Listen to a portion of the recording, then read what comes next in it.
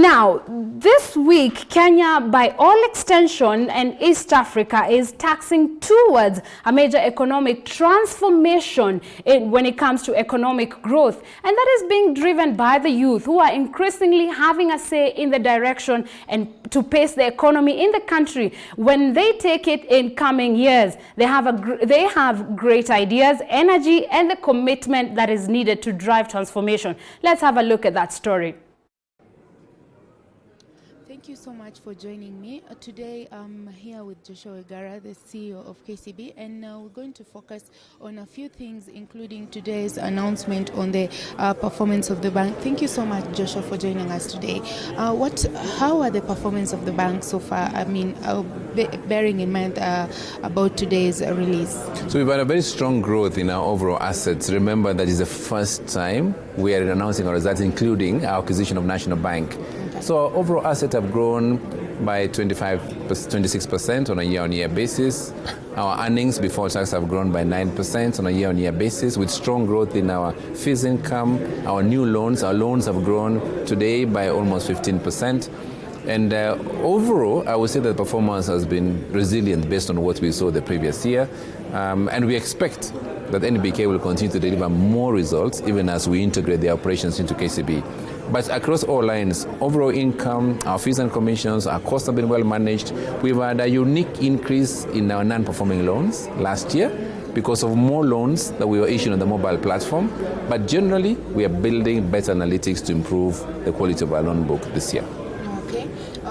We are now communicating to the youth and the young people who maybe will be following up on the news, and they are wondering, what is in it for me? How is this important for me? What would you be telling them?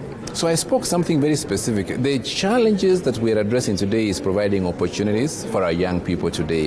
Is it a job? Is it a business that they want to put in place? Is it an entrepreneurship? Is it a hustle that they want to do? So we created a program called Tujiajiri, which targets 150 to 200,000 young people in terms of creating the businesses for themselves and lending. Because young people always say, but I can't get a loan, I do not have security. This is risk-free lending without security. And we then finance and then link them to our larger customers within the bank to increase their businesses in agribusiness, in training, in areas like manufacturing, construction, the Big Four agenda. So we have all those young people that we have. So they can join us.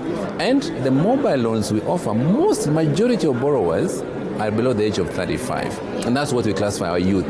So we are looking forward towards engaging them through that platform that we have, getting a chance for them to get a product they can utilize, and if they have a business idea. And finally, I don't want to forget, we have something called the Lions Den, which you may have seen before, because then if they have an idea they want to invest, they can get resources, financing, they can get mentors, they can get business. And we are intending to create 2 million jobs for the young people of Kenya.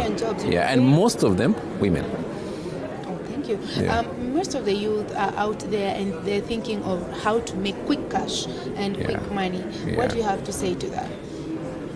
My own experience is that in businesses, the quick or the dash many times doesn't succeed in a business.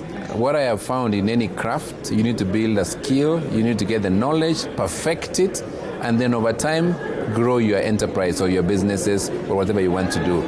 So I would say that across the world, not just here in Kenya, whether it's in China or in Europe, very few businesses have managed to do this dash.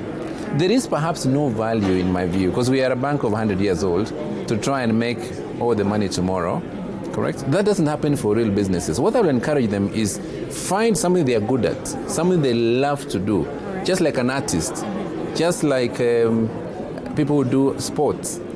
It takes a long time to win a marathon. There is no dash. But if you remain resilient and you remain consistent, finally you get the breakthrough. What youth should be looking for is their breakthrough to become outstanding. The problem today is that they're looking for fast cash. Money by itself wouldn't build the businesses. And if you think about the largest company in the world, none. Amazon is a company that's more than 20 years. They're only making money today. So why will we be any different today? So don't lose the focus. You fight for purpose. You fight for your convictions. You fight for the belief. You fight for your talent, like an artist. If you fight for money, most likely you lose the business.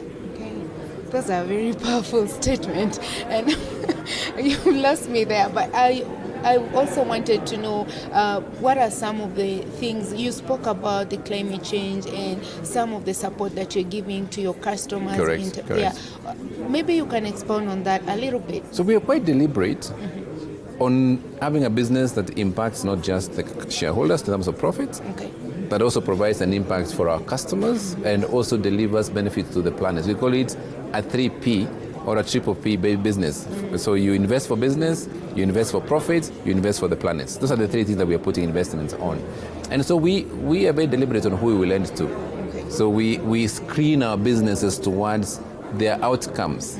Are they impacting the planet negatively? We are looking at our priorities like, many people may not understand, but I would say, how do we get a net zero emissions by 2050? What do we really do as a business? So you have to deal with your blue economy, deal with the oceans, deal with your land, deal with your environment. So that's where we are funding as a business. And finally, we have to create job opportunities for our youth who may not have a stake to earn an income for themselves. This is very important for us because without an income, it's very difficult to get them integrated with the journey of climate change. And remember that in our markets, our youth especially see the greatest impact. The question they'll ask me every day, I have no job, I have got no business, I have got no income, I have got the skill, I've gone to school. Yes. What I will advise Yes.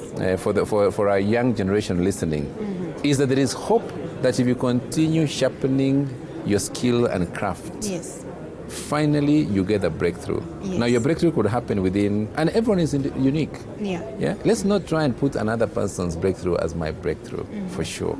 So the people who run a very successful business in farming, in agriculture, Yes. may be very successful today because they have understood the craft, isn't it? We love this thing called Me Too. Yes. Yeah. You don't know what talent, you Yes. don't know what gift God has put in the hands of Yes. Sophia. You Yes. don't know. Yes. Yeah. Maybe you're pushing something for which they already have a talent for themselves. Yes. The Me Too will be the end of our businesses if we don't have something we believe in. All right. And then finally, where we see the push to make more money is on business. All right. I have never seen a push to become a medical doctor. I've never seen a shortcut to become a mechanic. Yes. I've never seen a shortcut to become the best sportsman or become the musician. Yes. How come?